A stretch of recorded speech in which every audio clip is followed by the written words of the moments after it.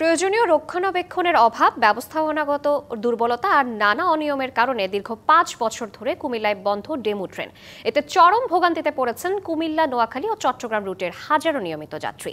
Railway পূর্বাঞ্চলের corridor খ্যাত কুমিল্লা অঞ্চলে এমনিতেই চাহিদার তুলনায় ট্রেনের সংখ্যা অপ্রতুল।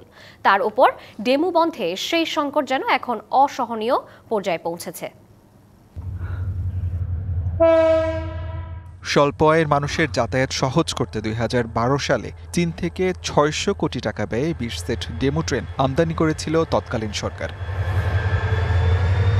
এর মধ্যে ৪ সেট ট্রেন চলত কুমিল্লা, চট্টগ্রাম, ঢাকা, নোয়াখালী ও চাঁদপুর রুটে। কিন্তু চুক্তি অনুযায়ী ৩০ বছর সেবা দেওয়ার কথা থাকলেও মাত্র ৮ বছরের মাথায় সবগুলো ট্রেনই বিকল হয়ে পড়ে।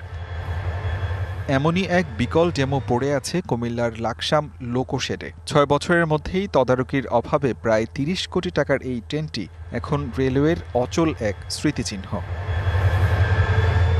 শিয়া বাটার ও ভিটামিনে সমৃদ্ধ লিলি বিউটি সোপ, তারুণ্যময় উজ্জ্বল ত্বকের জন্য। রিমার্ক, যাত্রীদের দাবি, ডেমু ট্রেন কেনায় অনিয়ম ও দুর্নীতির ফলেই এই বিপর্যয়। দ্রুত মেরামত বা বিকল্প সেবা চালুর দাবি তাদের। আমরা যারা চাকরি করি, ডেমু ট্রেন আমাদের জন্য খুব প্রয়োজন ছিল। এখন তো ডেমু ট্রেন বন্ধ হওয়ার পর থেকে আমরা অনেক হয়রানির শিকার হই। ট্রেনের জন্য ঘন্টার পর ঘন্টা বসে থাকতে হয়। গত সরকারের দুর্নীতির কারণেই এই ডেমো ট্রেনগুলো আনছিল, কিন্তু আনার পর ওগুলো নষ্ট হয়ে গেছে। জনগণ যে সেবা পাওয়ার কথা ছিল সেই সেবা থেকে জনগণ বঞ্চিত হয়ে গেছে। বর্তমান রানিং সরকার যদি পুনরায় ব্যর্থতাকে শেষ করে যদি আবার ডেমু ট্রেনটা চালু করে, সাধারণ জনগণের সেবার মূল্য বাড়বে। চাহিদার তুলনায় কুমিল্লা অঞ্চলে ট্রেনের সংখ্যা এখন অর্ধেকেরও কম। যা চলছে তাও লোকবল সংকট ও যান্ত্রিক ত্রুটিতে ধুঁকছে। বেড়েছে যাত্রী ভোগান্তি। যান্ত্রিক সমস্যার কারণে ২০২০ সালে কিছু কিছু ট্রেন ডেমো লাকসাম চট্টগ্রাম সেটা বন্ধ হয়ে গেছে। আর ২১ সালের জানুয়ারি থেকে মার্চের ভিতরেই কমপ্লিটলি লাকসাম, চাঁদপুর, লাকসাম, নোয়াখালী এগুলো বন্ধ হয়ে গেছে।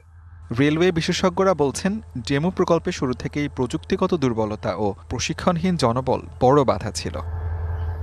তবে কর্তৃপক্ষের আশ্বাস, ডেমু ট্রেনের দুর্দশা লাঘব ও যাত্রী ভোগান্তি নিরসনে ঊর্ধ্বতন পর্যায়ে আলোচনা চলছে। নিরাপদ ও সহজ যাতায়াতের প্রত্যাশায় যাত্রীরা এখন তাকিয়ে আছেন সংশ্লিষ্ট কর্তৃপক্ষের দ্রুত হস্তক্ষেপের দিকে। TVC news desk.